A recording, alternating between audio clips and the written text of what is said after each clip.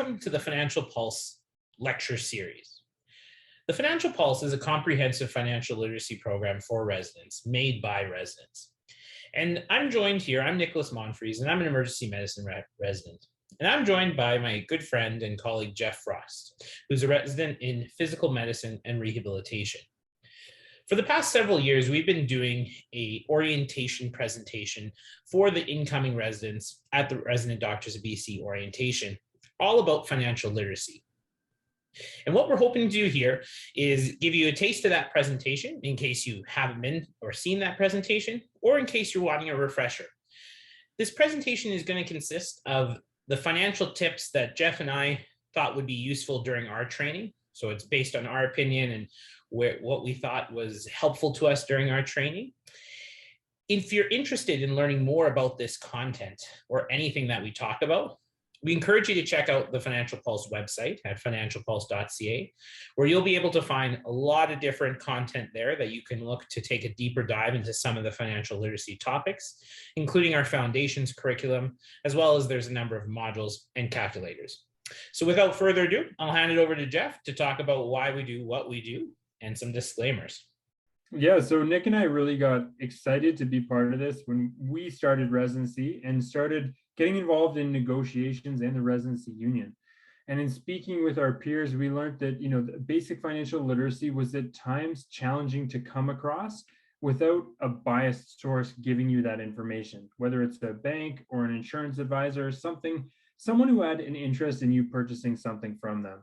And so we came to wonder, is there a way for us to get this information in a way that's non-biased, in a way that is actionable for us? And so that's how we started to develop this curriculum, which ended up becoming the Financial Pulse.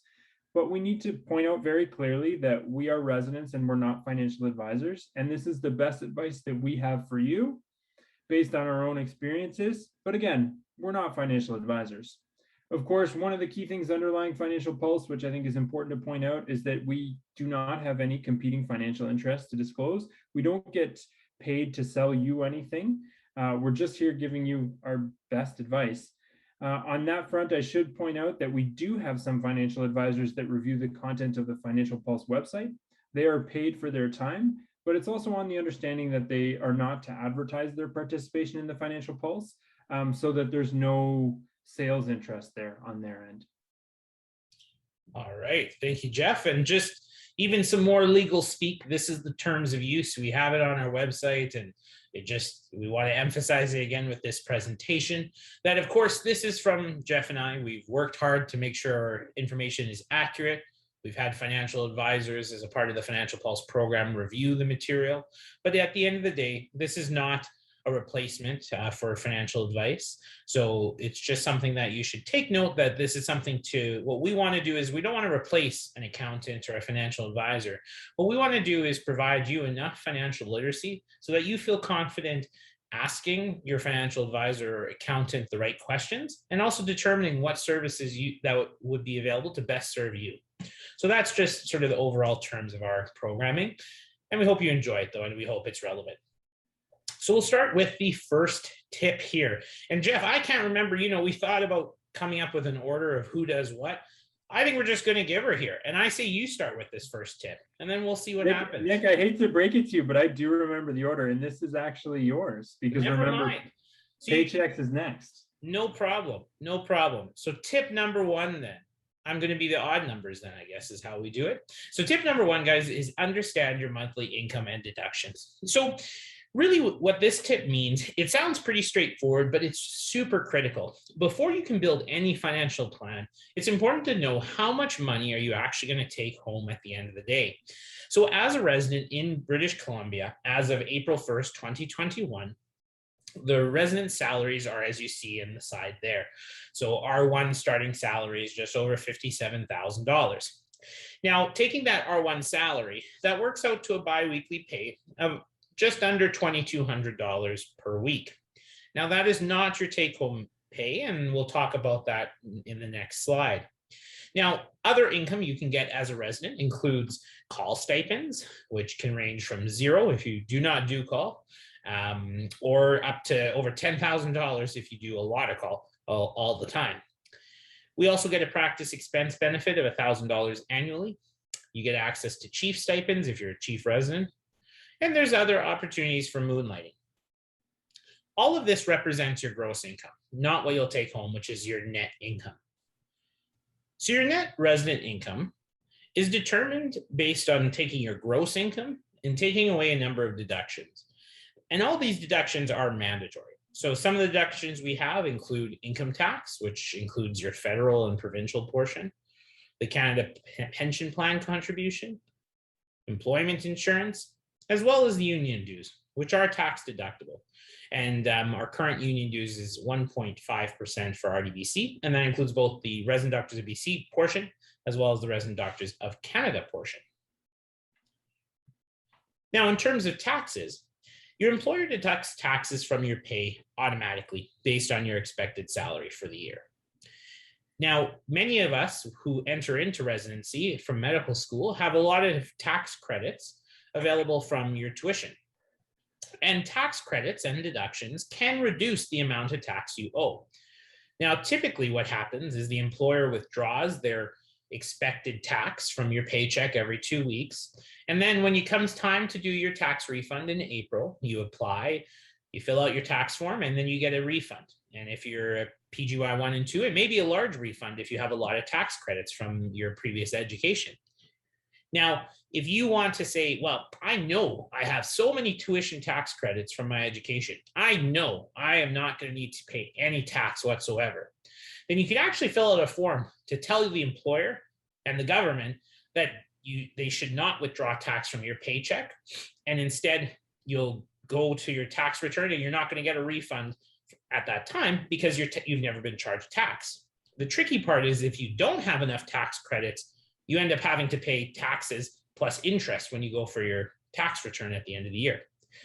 This is a bit more of a complex situation, so I advise you to talk with an accountant if you're considering this, but it's just something to know that that option exists when it comes to taxes. So when we look at the resident take-home pay, if we look at the PJ1 salary of $57,000, we ended up calculating all of the deductions that would be taken out of this gross pay to get your net pay. And after all these deductions, including some of your mandatory extended health and dental premiums, you end up with a take-home pay of monthly take-home pay of $3,600 and a biweekly pay of around $1,600, with an annual take-home pay of just over $43,000. Now, these numbers are important to know. If you're a PJ1, they're very useful, but it just gives you a perspective that, of course, the gross amount that you earn is definitely not the exact same as what you end up taking home. All right, now, Jeff, it is your turn. All right, that brings us to how to read your pay stub. Now, this might seem archaic even because we don't even get our pay stubs in the mail anymore, but it's really important to understand exactly how you're being paid, primarily so that you make sure you actually earn the money you deserve to earn based on the work you've done.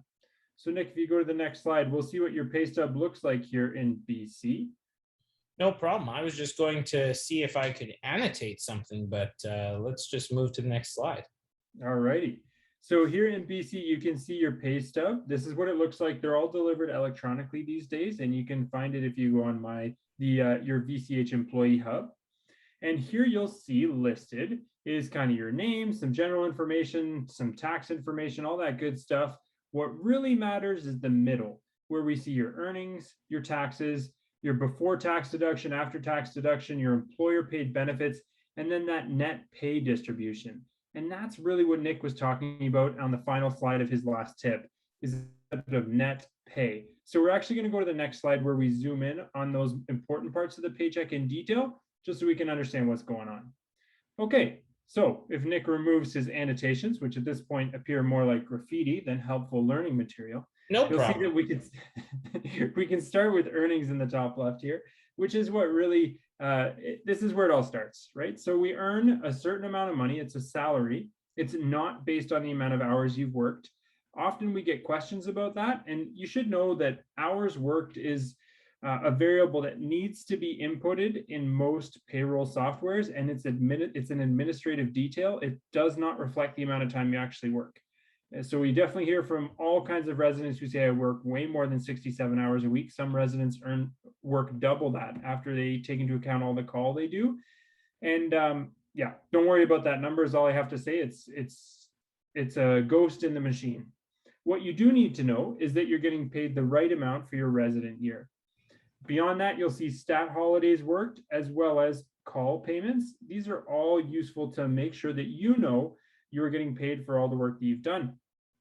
And you should check in every now and then and make sure that all the call you have recorded is being paid over time. To the right, you'll see the taxes column. Taxes are what they are. They pay for roads, they pay for schools. We got to pay them, and that's that. You then go down to the next line where you'll see your income before tax deductions, and you'll see that's where your union dues come out. Because it's a before tax deduction, your union dues end up being tax deductible when tax season comes along. So that's an interesting little tidbit there. After taxes, we have a whole bunch of benefits paid on that we pay for. And it's interesting when you see to the right there, you see how much your employer pays into your benefits as well. The big take home here is your benefits are worth quite a bit of money and your employer is topping up the majority of them. So make sure you take advantage of them because they are being paid for and you are being taxed for the employer part that's paid. So, or sorry, for the group life and other life insurance that's being paid on your behalf. So make sure to use your benefits. So now that we know what our earnings looks like, taxes, deductions, we get to net pay, which again, this is the number we have to live on. So it's the number that matters. How much money actually goes into my bank account every 2 weeks? And that's what you see in the bottom right there. That's the number you need to be intimately familiar with. Awesome. Well, I hope those annotations helped with your presentation there, Jeff Ross. So we're going into tip number 3. So we looked at understanding how much we earn, getting an idea of how much we take home, making sure we check our pay stubs to make sure we're taking home the right amount. And now the next step we need to do is to build a budget. And so the budget principles are very simple. You should, in an ideal world, earn more than you spend and then spend within your means. Now, it's easier said than done, and you may not be in this position when you start residency, and you may not be until you end residency and go into staff life. But what it is important is to start developing a budget, and how you build a budget is important. So, in terms of setting up a budget, there are a number of variables that you have to consider. The first one on the income side of the budget is what you take home for money. So that includes your salary, call stipends, that practice stipend, all those extra money things we talked about a little bit before. Then you have to account for your expenses. Some of the common expenses for residents include rent, utilities, food, transportation, entertainment, clothing, interest and bank fees, and college insurance and registration fees, which can be actually quite expensive depending on what stage of training you're at. So these are just general categories that we kind of think about as residents. Your categories may be different when you're setting up a budget, and that's okay too, but these are some categories to consider. And so using those categories, we then decided, how do you start building a budget? How do you know how much you should allocate into each of those categories? Now, everyone's going to be different, but if you want a bit of a guideline to focus on, there's a number of agencies that produce percentages of how much you should spend of your take-home pay on certain aspects of your budget. And so what we did is we took that recommended spend percentage from one of the financial agencies and took the PGY1 take-home monthly income and sort of figured it out from there. And so using this method, it shows that for housing, if we wanted to budget for housing and we budgeted 40% of our take-home money, then that would be around $1,400 would be our budget for rent or for mortgage for housing. And then you can sort of see the breakdowns further down. Now, depending on where you live, $1,400 may be reasonable or $1,400 may not be reasonable at all for rent. And so what that means is if you're having to pay more than $1,400 for rent, that means then the money from one of your other categories may have to go down, or you're going to be incurring debt. And incurring debt's okay as well, but just being cognizant of where you're incurring debt and why you're incurring debt. As a resident, incurring debt to pay for rent, pretty reasonable. Potentially incurring rent for lavish expenses, maybe less reasonable. Everyone's situation depends, but it's just something important to think about. The next thing is understand your debt and interest rates. So, as Nick kind of hinted at there, many of us have debt entering residency, and often living in a high cost of living city like Vancouver, unfortunately, some of us generate more debt as we go through our training. And one thing to know about your debt is what is the interest rate? How much is that debt costing you? Because the more it costs you, the more it'll affect you down the line. So we came up with 5 basic debt products that most residents hold, and we just thought we'd throw out the kind of interest rates you might expect. It's important to know what kind of interest rates to expect because the cheapest way to hold debt is to hold all of your debt on the interest product that has the lowest interest rate. So first thing you need to know is which of my products has the lowest interest rate. So number one, line of credit. We've all heard of it. We all love it. Typically in Canada, you should be getting a prime minus 0.25 line of credit, which as of today, which is I think the 12th of July, 2021, that works out to 2.2%. Now that number is going to change over time. So this part of the presentation may not age, but just know that most medical residents and students get prime, whatever that happens to be, minus 0.25%.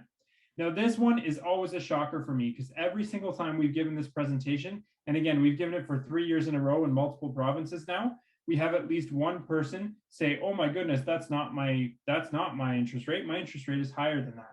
And if you're in that group, I would encourage you to just stop right now, pause the video, call your bank and get your interest rate changed. Because over a long residency, a 5-year surgical residency or internal medicine residency, that number is really going to start adding up. So do your best to get the best possible interest rate right off the top. It's going to save you a bunch of money. The next thing to know is that there's federal student loans, which have their own interest rate. Now you can choose to either have a fixed interest rate or a floating interest rate, depending on which you chose at the time of taking out your loan. It affects the repayment rate. This is all kind of moot right now. Again, we're recording this on a very specific date. As of right now, the federal government has canceled interest payments on all loans as a result of the COVID-19 pandemic. So these interest rates are essentially zero. But at some point in time when the economy recovers, those interest rates are going to go back to a non-zero number. And it's good to know, what is that number for you personally? There's provincial student loans, and those vary a ton based on the province. It's what the thing you need to know is are there any exemptions for me as a resident? So there's some provinces, specifically Alberta, off the top of my head, that does not charge residents interest during their residency. So check in on the terms of your loan to see if that applies to you. Again, we always want to be paying the lowest possible interest on our debt. So if someone isn't charging you interest, that means your effective interest rate is 0%. That's the lowest possible interest rate possible. So you want to find out if any of your debt products have that attached to them, because that's an awesome term to have in your favor on your debt. Next thing is credit cards. They typically sit around 20%. If you're carrying a lot of debt on your credit card, immediately move it over to your line of credit. There's a big difference between 20% and 2.2%. Don't tie a financial anchor around yourself. If you carry a lot of debt on your credit card, move it over to a line of credit. And the last one is mortgages. Some residents are lucky enough to have financial resources from previous careers or family, and they'll be carrying a mortgage through our residency. Just know that if this is you, do your very best to negotiate the lowest possible interest rate before signing on the dotted line when it comes time to purchase a property. So the next thing we want to show here is this concept of the prime rates and the lending rates. So what are we talking about here? So the lending rate or the interest rates, they're set by the Bank of Canada.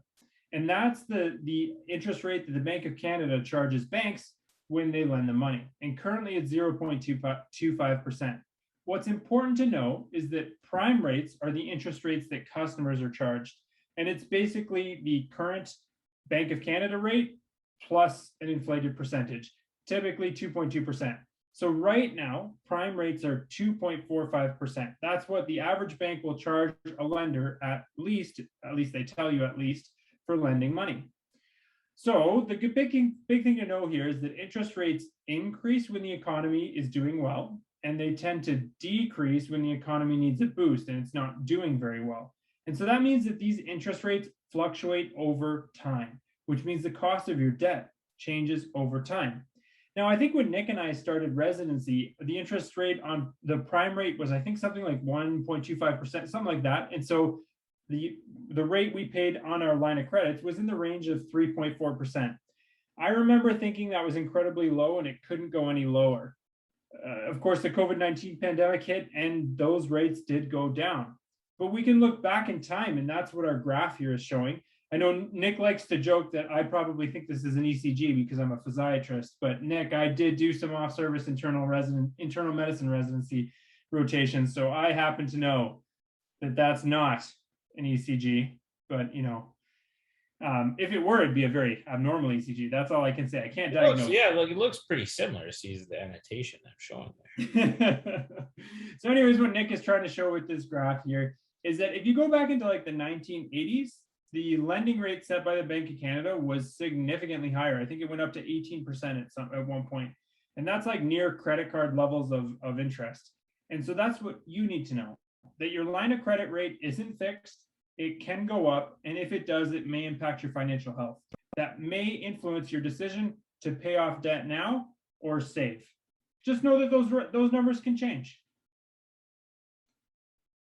And the last thing is this concept of debt consolidation, which comes up a lot in residency. I hinted at it earlier when I was talking about you always want all of your debt on your cheapest possible interest or your cheapest possible debt vehicle. So your vehicle with the lowest interest rate. So there's always this big question at the start of residency. Should I consolidate my debt? Should I take my debt from my federal student loans and move it on to my line of credit? Should I take my provincial student loans and move it on to my line of credit? Know that this is a really complicated question. We've actually written a Pearl, which is a long form blog post answering this question, whether or not I should consolidate my debt. And I think what you need to know as an audience member is that every province has different terms attached to their student loans. And so it's always a very individual decision as to whether or not you should consolidate your debt. You also have to check forward into the future because some provinces have debt forgiveness programs that are dependent on the career you choose. So if you choose to become a rural family physician, many provinces will forgive some of your provincial student loans, but only if they're provincial student loans. If you've moved them over to a line of credit, you won't be able to take advantage of those programs. So in general, pay the least interest you can on your debt, consolidate your debt to the lowest cost debt product available. But know that many provinces have terms or conditions on their debt that don't make it favorable to consolidate during residency. Check the terms on your loans and see what fits for you. And Nick, this is your favorite example that you like to chat about. So take it away. Yeah, so I think now that we talked about various debt products and interest rates, we just wanted to touch upon and do a little bit deeper of a dive into your line of credit because many residents have a line of credit and it's important to understand the line of credit. So how the line of credit interest is calculated is that it's calculated based on your average daily balance. So what we're showing on this slide here is that you have your annual interest rate on your line of credit, say it's 2.2%. That interest rate is divided by 365 days. It's multiplied by the days in the billing cycle, which would be 30 days or 31 days, depending on the month, and then multiplied by your average daily balance of the line of credit. So that sort of gives you a brief calculation. If we had a $160,000 line of credit, our interest would be just under $3,500 annually and around just under $290 monthly for interest. But the tricky part is that's only if your line of credit always stays at the balance of $160,000. Because the line of credit is the average daily balance, it's an important concept to understand. So I just wanted to emphasize it by taking these two examples here. So we have pictures of Jeff and I when we were much younger, more keen, youthful residents, not anywhere close to what we look at currently in these video boxes on Zoom. But anyway, on your line of credit, let's say we have two examples here. Say both Jeff and I have a $160,000 balance on our line of credit. And say we both know we need to spend $5,000 this month. If I took out that $5,000 at the beginning of the month, saying, yeah, I know I have to spend $5,000 this month on my rent and shopping and registration fees and whatnot, I take that whole $5,000 out at the beginning of the month. That means my average daily balance is $165,000, which gives me a monthly interest charge of $298.36. If Jeff, on the other hand, says, well, I too need to spend $5,000, but I'm only going to take out the money when I need it. So I'm going to take out $2,000 at the beginning of the month to pay my rent. And then I'm going to take out the $3,000 in the middle of the month because I have like registration fees to pay or something. You'll see that Jeff's average daily balance, by sort of taking it out as needed, is $162,000, which actually works out to an interest charge of $293.71. So what this means is it really shows that while this difference is small, if interest rates were significant or if the amounts were higher, that difference in interest costs can be significant, even though we're paying the same thing. And so what we're saying here is it's important to use your line of credit if you're able to, PRN or as needed. So don't take out large sums all at once. And if you do get money back, say if you get a huge tax refund, it makes sense to pay it off of your line of credit as soon as possible, because every single day you're incurring interest charges based on that average daily balance. It also shows that some people think if you take out money from your line of credit and then immediately pay it back, like a week later or 2 weeks later, you don't get charged interest. But you do. Every single day, you'll incur interest on your line of credit. So that's just the example to understand the line of credit a little bit better. And Nick, before you go on, the one thing I always love about this slide is just actually understanding the cost here. So your average cost on a line of credit, doesn't matter whether you're Nick or Jeff in this example, it's just under $300, which over a year's time span is around $3,600. As a percentage of your take-home pay, that's a big number. And so that's why we spend so much time talking about our line of credit and debt, because it's costly. Absolutely. All right. So tip number 5 is spending wisely. And so what do we mean by spending wisely? So at the end of the day, residency is tough. And you're going to face many different circumstances where you're going to have to decide and make life choices about certain purchases. It may be as simple as deciding what electronics you're going to purchase, what cell phone you want to purchase. But we found a lot of residents end up potentially buying their first car in residency. And obviously this example is extreme, but when we have to choose to buy our first car or buy a car for residency, we're obviously making a choice, and we have to consider many different factors, including the size of the car, maybe fuel efficiency is important, but of course the cost is important to consider. Now, everyone's going to have different values on what type of car they want. The Tesla looks great, and I prefer that, I think. But as a resident, we also have limitations in terms of our pay. And so given the price of a Tesla, you may set your budget and say, yeah, I can't afford it as a resident, and you have to choose a cheaper car. And so it's just important to be cognizant of those big expenses and make those decisions for yourself based on your own values on what you think is worth spending extra money on and where it's worth saving money. Another example would be something like vacations. Jeff loves taking vacations similar to the one in the top right here, where you're walking across logs, walking through dirt for weeks on end, and coming home dirty. But that is something he enjoys. That's not a favorite vacation for myself, and I prefer maybe a beach vacation or a tropical vacation, but that's more expensive. And so Jeff may end up being able to take more opportunities to take those vacations, the hiking trips and that sort of thing, more so than I'm able to take tropical vacations in residency. No one way is right or wrong, but just we have to make those decisions, and we have to decide for ourselves, potentially, if we're going to spend more in one area, where are we going to save expenses in another area? And Nick, you say there's no right or wrong. There is one wrong answer there, and that's when you spend money that doesn't align with your values. So it always does make sense to take the time to figure out what is it that you want. Like in your case, you really like the nice tropical vacations. Okay, so spend accordingly. The tragedy is when you spend a lot of money in a way that you really don't like. Yeah, that's a great point. And I think that's the overall sort of point here, is that, there is times to spend money. If you want to take that vacation for your wellness and that will help you in residency, by all means do it. If you're on call a lot and you need a reliable cell phone, pay for that expensive cell phone plan and cell phone. So you have to make those determinations in residency. We're not saying you have to live this completely frugal life and cut everywhere, but just be cognizant of what you're spending and see if you can develop some sort of balance and just reflect on what your own values are. So whether it's materials for studying or monthly subscriptions or scrubs, For the hospital, everyone has different values, everyone has different wants and needs, and it's just reflecting on those fully. So it's just that was the purpose of this tip. Is just think about your spending wisely. Now, our next tip number 6 is be insured. This is the long one, so we need a drum roll to get me started here. All right. So this comes up every year.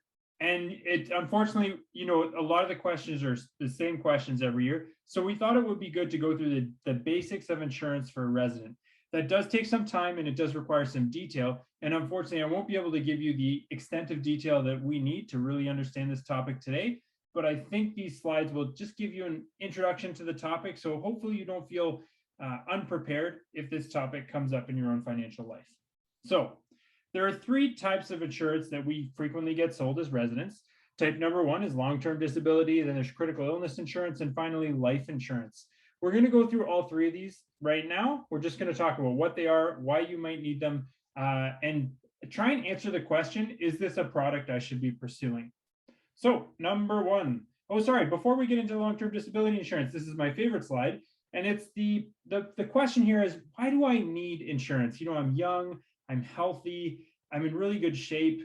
To get into my residency of choice, I had to demonstrate all these different interesting hobbies, which included outdoor activities. So I'm not going to get injured. I'm not going to get sick. I'm in perfect shape. But the reality is, and it's something I'm intimately familiar with as a physiatrist, is that accidents unfortunately do happen. Even when you're in perfectly good health and you have the best of intentions, occasionally these things just happen. And what we need to do is insure ourselves as residents against the worst possible situation. And it's really interesting as a resident. You have this interesting financial position because you have a lot of debt with minimal ability to repay that debt. You're working as a resident with the promise that one day you'll be a staff physician. And when you're a staff physician, you'll earn more money and be able to repay that debt. But if you're unable to bridge that gap, those few years as a resident to make it to staffhood, instead you get injured, something happens, it really becomes financially untenable because you have tons of debt, but you don't have the ability to pay it off with a high salary. And so this is a scary position that we want to insure against, or at least I certainly do. Of course, insurance depends on your risk tolerance, but I threw together some numbers to try and drive home the point of why accidents matter.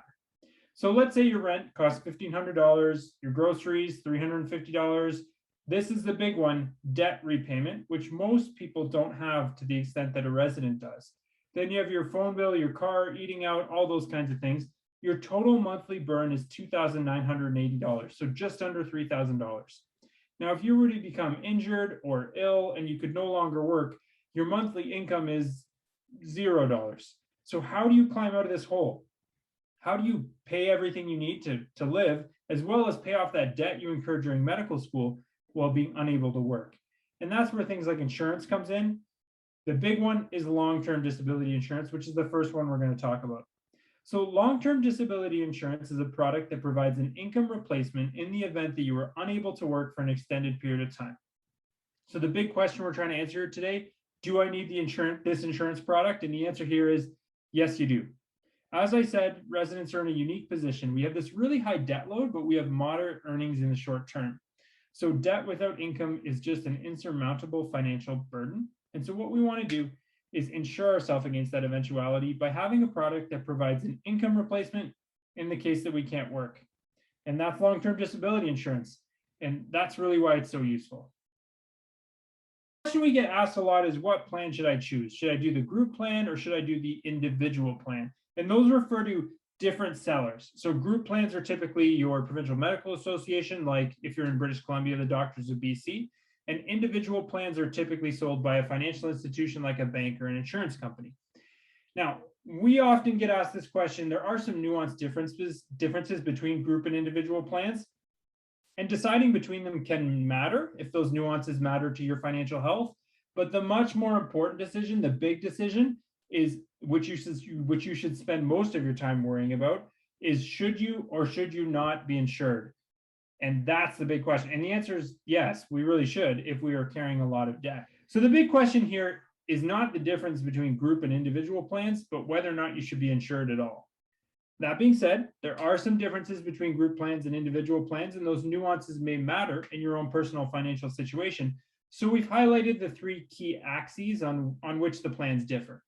So in residency, you'll be offered an individual plan, typically from a vendor like RDBC, or a group plan from your provincial medical association. Now, the big difference is cost. The individual plan from a private institution will be fixed at the time of purchase, and it stays the same for the entirety of the plan. In group plans, the cost increases in 5-year intervals. So as you go from one age bracket to the next, the cost will increase. I should point out that you do get a free long-term disability insurance plan from your employer right now. That cost increase thing doesn't apply to that specific group plan. Don't worry about that. In terms of the plan, if you're on an individual plan, you buy the plan and its terms at the point of purchase. So those terms are fixed. So in other words, the conditions of your insurance don't change over time. With group plans, the terms of the insurance can change at any time, and that has happened as recently as this year. The OMA changed the terms of its group plan, which caused a bit of an uproar. So if you don't like the risk of being able for the terms to be changed, then maybe a group plan isn't for you. Then there's also this question of portability. So portability means, will you still be insured if you're working in a jurisdiction that is different from the one you purchased it in? In the Canadian context, jurisdiction typically means province or territory. So if you start residency in one province and then move to another province to practice, you may have difficulty maintaining your group coverage unless you maintain membership in the provincial association that originally sold it to you. I should point out that for the group plan offered by your employer that you get for free as a resident here in BC, there is no way to extend that coverage. It will end at the end of residency. Individual plans like RDBC, as long as you keep paying the premium, they'll follow you everywhere in the country. Many plans will even follow you internationally. You just have to check the terms and conditions on your plan. So in other words, what's the bottom line? Individual plans are more expensive upfront, but they tend to be cheaper over time. Time here, I mean like 25 to 30 years. There's defined coverage that doesn't change over time, and they'll follow you wherever you work in the country. Group plans are initially cheaper, but they're less portable, and the terms may change over the course of your coverage. So they're a little more risky, but they're a lot less expensive when you're young. And when you're young is typically when you don't have a lot of money for things like insurance. So both things matter, and it all comes down to your personal financial situation in terms of what fits you best. So that was long-term disability, which is a big one. The next two I'm going to go through a little more quickly. The first is critical illness insurance. So critical illness insurance is a product that provides a lump sum payment if you are diagnosed with a condition from a qualifying list and survive a minimum time period, which is typically 14 days. So the big question here is, do you as a resident need critical illness insurance? And the answer is pretty much no. Critical illness insurance solves a problem, which is bridging you between the time you are no longer able to work until your long-term disability insurance kicks in. Because long-term disability insurance typically kicks in after about 90 days of being unable to work. Realistically, as a resident, you can just use your line of credit to bridge that gap and never pay for critical illness insurance.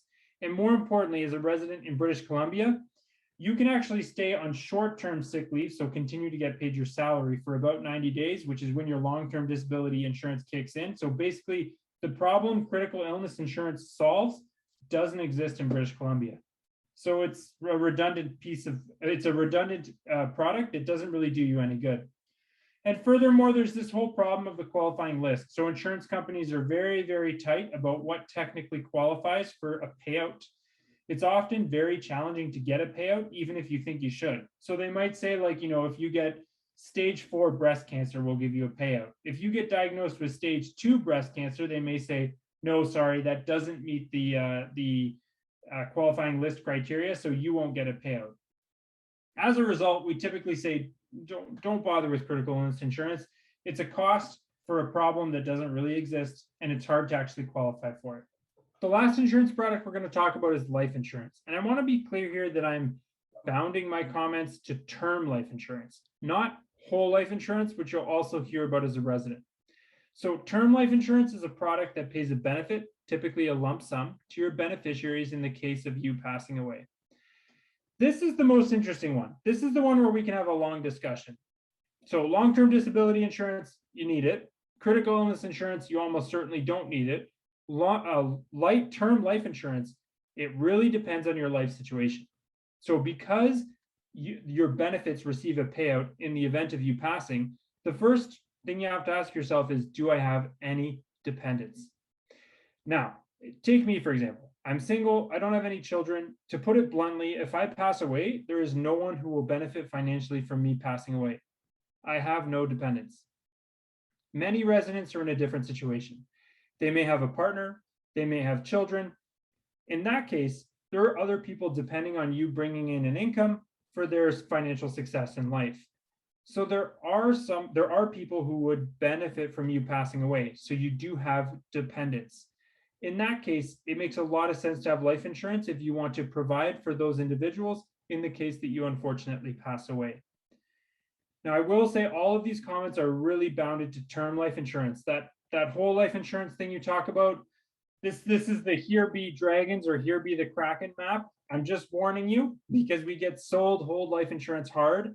And for 99.9% of residents, it is not a product that makes financial sense. Just know that at a really high level, whole life insurance mixes insurance with investing, which gets kind of complicated really quickly.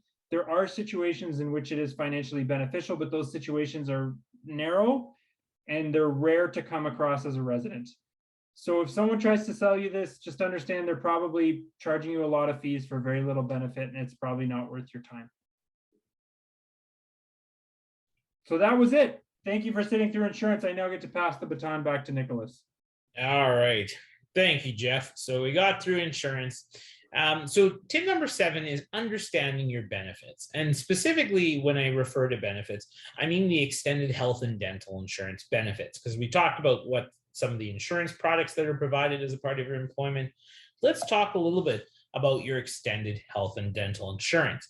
Now, this is a wall of text slide, but it's important definitions to know.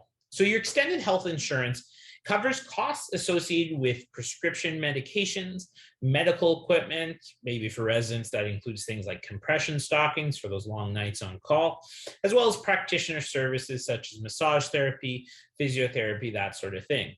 Your dental insurance covers costs associated with dentistry stuff, your basic dental services and cleanings, and then there is some coverage for more of the advanced dental services such as orthodontics. When we talk about premiums, that refers to the cost of the insurance plan that is charged to the user. This is charged, and this is the cost charged monthly. Your premium that you pay may vary whether it's just you or you have other family members a part of your plan. The employer, typically for residents, pays a portion of the premium. So based on the most recent round of negotiations for the 2019 to 2022 collective agreement, the employer pays 90% of our premiums for these extended health and then for the dental insurance. The deductible is the amount of an expense that the beneficiary, meaning you as a resident, has to pay before the insurance benefits take place. This deductible amount is paid every calendar year, so January 1st to December 31st, so not our academic year. And so basically this means it's the minimum amount you have to pay, and it's also the maximum amount you have to pay before the insurance gets started and gets triggered.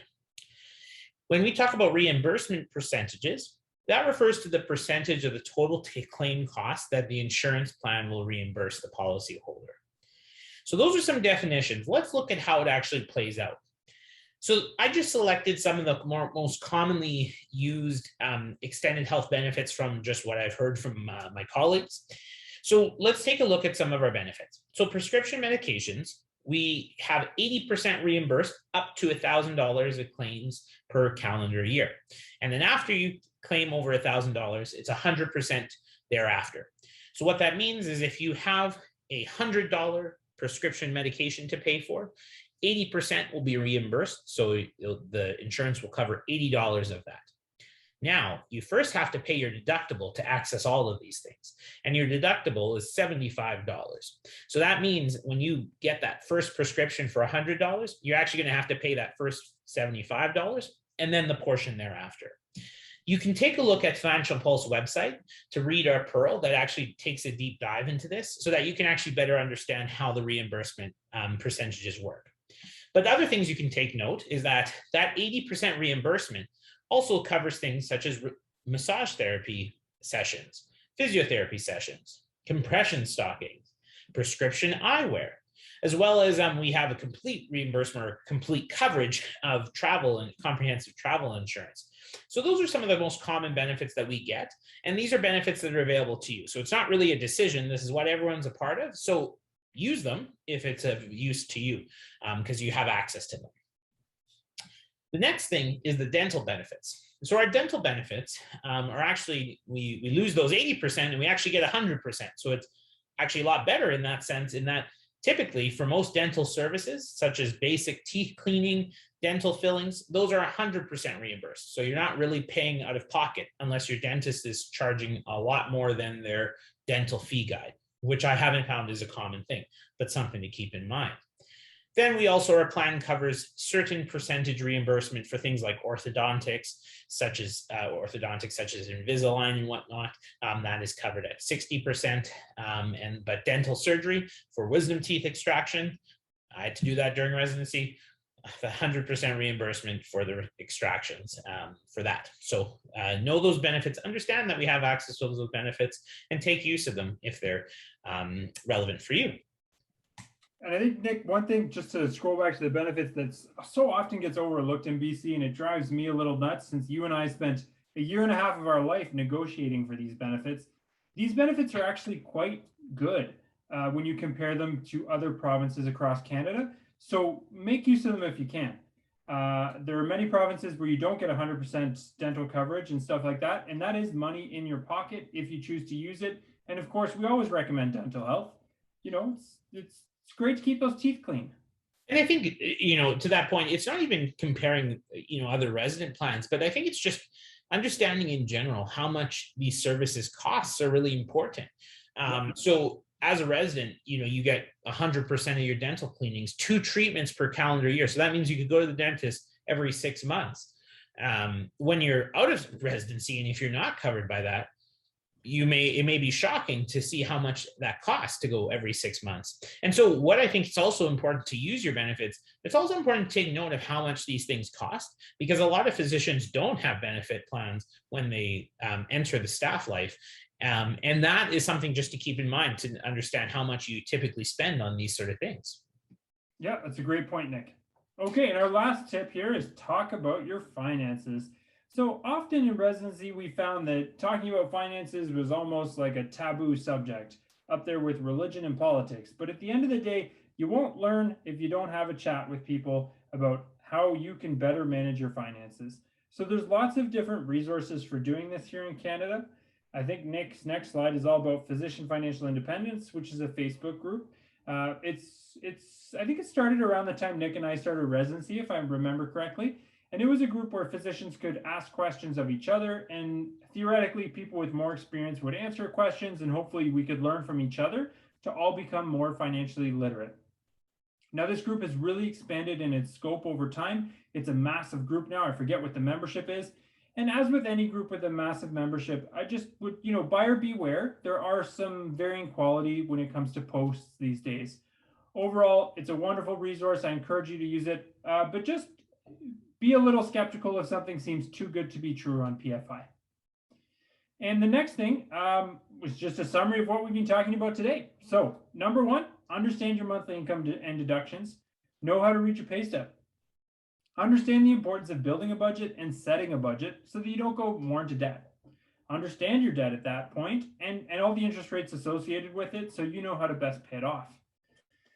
Think about how you're spending. And does your spending align with your values to maximize your quality of life? And then discuss the different insurance options available to you.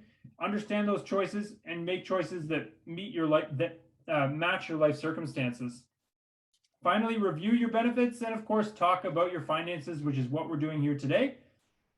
And be sure to check out Financial Pulse. And I'll hand it over to Nicholas to talk more about Financial Pulse. Yeah, no, thank you, Jeff. No, I think that's kind of, we just wanted to present, of course, your tips. So we hope you have been able to learn something or take away something from this lecture. As I mentioned at the beginning, this is a part of Financial Pulse, which is a comprehensive resource available to all the resident doctors of BC members. You can go to financialpulse.ca and log in with your resident doctors of BC login to access all those resources. As I mentioned up front, if you're interested in any of these topics, we have a bunch of modules, a part of our foundations curriculum that can actually take a real deep dive into each of these individual topics. So spends a little bit more time looking into those different topics that vary from understanding your pay stub again, or how to set budgets, to complex things such as transition to practice, and those will be released over time. We also have a number of pearls that we alluded to in the presentation. We have, and those are great resources if you're interested in reading and taking a deeper dive in that format. And we also have some interactive calculators, so setting up budgets, calculating loan interest, and more. We have all these calculators available on the website as well. So definitely check it out, and we hope you really learned something from this.